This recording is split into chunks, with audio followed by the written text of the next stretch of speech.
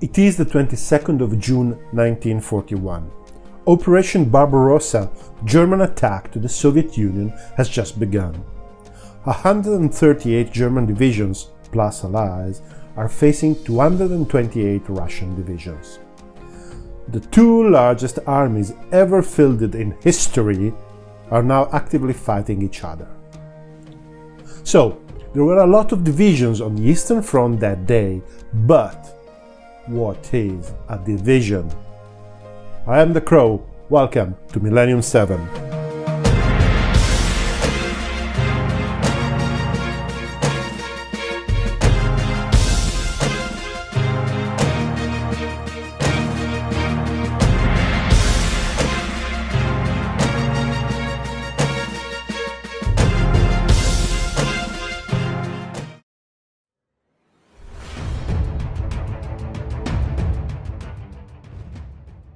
Before getting started, please like, dislike, subscribe and share with your friends on social media, because I need your support to keep going and improving.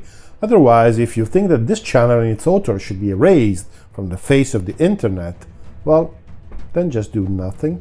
Your call. However, let's get started.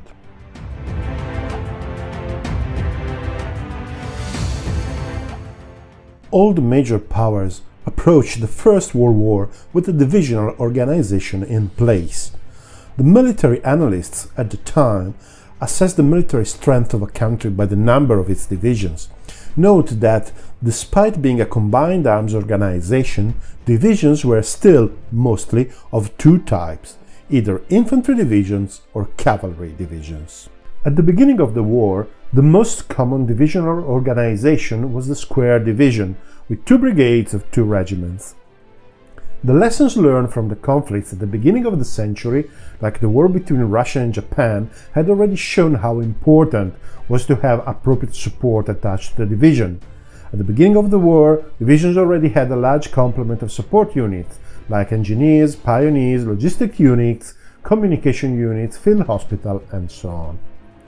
There were plenty of nuances, obviously. Every army had its own model, but at the same time, every army was sharing the doctrine of combined arms while the world fell into the tragedy of the First World War. The idea of combined arms was nothing new, and it was and still is based on the idea that one branch can support another in its mission. In this way, the effectiveness of the whole division is more than the effectiveness of the sum of its parts. Trench warfare will force generals to extremize this approach to try breaking the stalemate, and this brought innovations also at the organizational level. During the war, most armies scaled down the size of the division to 3 main units rather than 4, adopting the concept of the so-called triangular division. This change was driven by 2 major factors. Number 1, for the first time in history, the units were guaranteed to be operating beyond the reach of sight and communication. A unit which had assaulted and captured an enemy trench was isolated from the command. Radios were not mobile enough to follow the assault, telegraph cables could not be laid while the battle was still ongoing, pigeons were still largely used to communicate with the commands in the rear. Reducing the number of units to control simplified the commander's task, who had fewer units to care about. Number 2, reducing the number of maneuver unit increases the ratio of support forces for each maneuver unit. In the First World War, for the first time, the man with the rifle no longer confronts his peers. Machine guns, artillery, mines, gas, tanks, aviation, and so on all become part of the equation. The man needs a lot of support to fight in such a deadly environment and win against this concentration of force. A very good example of this trend is the evolution of the French infantry division. Actually, the whole French army underwent a radical transformation during the war, a cultural shift that will cost oceans of blood to be completed. The transformation of the division was a key part of it. In 1914, the division included 2 brigades of infantry of 2 regiments each, 1 squadron of cavalry, 1 regiment of artillery with 3 groups of 75 mm, 1 company of engineers, sappers or miners, two regiments of reserve infantry. The divisional services included one quartermaster company, one medical section with one group of divisional stretcher bearers and one or two medical squads, one provost company, one train squad, one treasury and postal bureau, and the military justice bureau and the work council. As you can see, it is already a relatively robust unit with quite a large support, giving the commander a lot of different tactical options. At full complement of about 14,000 men served in the division. During the war, however, the composition is going to change radically. The number of maneuver units will be reduced, the brigade level will be removed, and the number and the capacity of the support units will be increased. So the French division in 2018 included 3 regiments of infantry, 1 regiment of artillery with 3 groups of 75 mm, 1 group of heavy artillery, the so-called 155 shorts and TRs, 1 battery of trench artillery, 1 entire battalion of pioneers, 1 separate engineer group, 2 super minor companies, 1 power company, 1 telegraph detachment and 1 radio section, 1 light projector company and 1 divisional instruction center. So this is already a more structured organization than in 1914, but look at the services. 1 division artillery park group with 1 infantry munition section, 2 horse-drawn artillery munition section for the 75 and the 155 mm, and 1 divisional repair team, 1 quartermaster company with 1 requisitioning group, 1 administrative convoy, 1 livestock herd, and 1 fresh meal supply section, 1 medical group with stretcher bearers, medical section, hospitalization section, and sanitary automobile section, 1 provost company, 1 train squad, 1 automobile convoy, 1 treasury and postal bureau, and the military justice bureau and work council. The complement at full strength was only 9,500, just 2/3 of the force at the beginning of the war. The trend is even more impressive if we consider the weapons to man ratio. A regiment in 1914 had 3,250 men and 6 machine guns. That's it. 1 machine gun every 540 men. Other armies were much different, could be a little better but not much different. The same regiment in 1918 will have, in its organic structure, 2,500 men, 36 machine guns and 108 automatic rifles. It is 1 automatic weapon every 17 soldiers. This is the final acceptance that in the 20th century the dashing man with a rifle is no longer enough to fight and win. He needs support from combined arms, which in turn need a much more articulated logistic organization to deliver their power effectively. The role of the division from now on will be to provide a frame, a shell, in which the soldier may execute his mission with all the required support.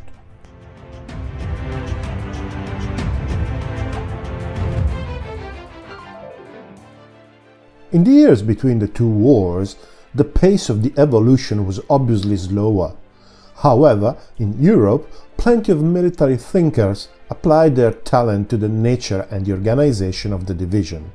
In these years, 2 entirely new types were introduced, the Armored Division and the Airborne Division. By the end of the First World War, armored forces had already reached a level of operational maturity such that they were seen as an integrated element of the fighting force. However, at the end of the war, and despite its lessons, tank forces has been disbanded almost everywhere and only small units had been retained. Every major country had its own evolution, but there is little dispute that the Germans were those who got the edge, if not in pure technology, certainly in their use on the battlefield. In 1945, the Panzerwaffe was created with 3 of the new tank divisions. These new units will play a decisive role in the following war. Toward the end of the First World War, the idea of using planes and parachutes to drop forces behind enemy lines was envisaged by many, and few isolated jumps of single men happened on the Italian front. We need to get to the middle 30s before a true experimentation might happen.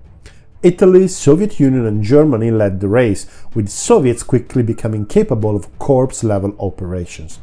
The US and the British lagged behind at the beginning, but they will quickly recover the lost ground during the war.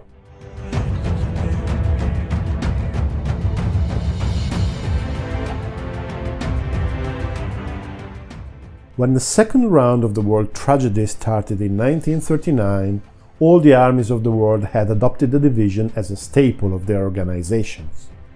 Formed by combined arms, capable of sustaining a fight autonomously, the division played a fundamental role during the war. It obviously evolved during the conflict, and indeed we can identify some trends.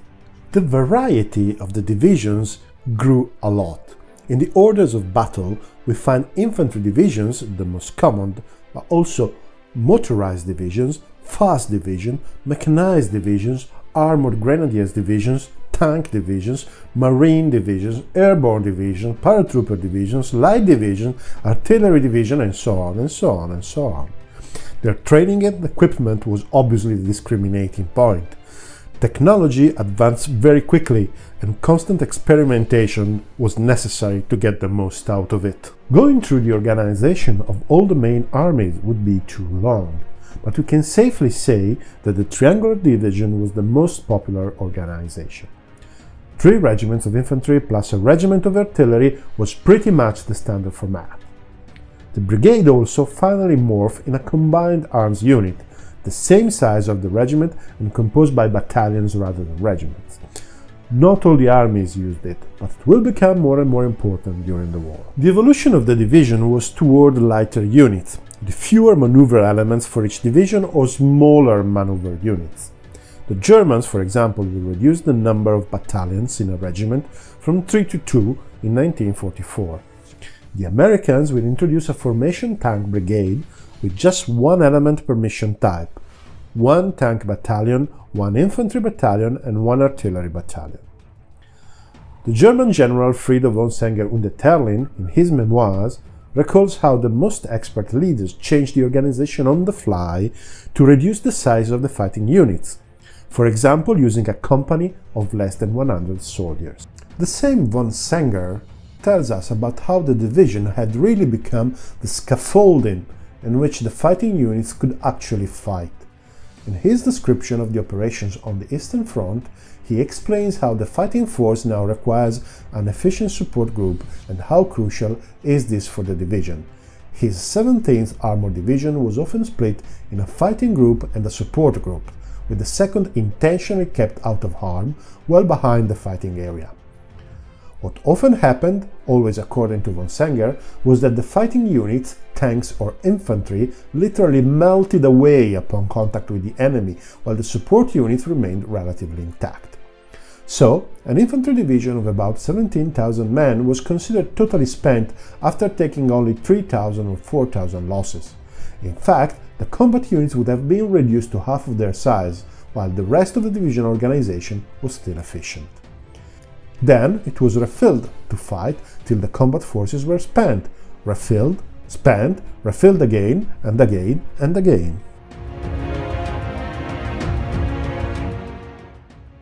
After the end of the war, a large amount of these forces was disbanded, but the experience gained remained.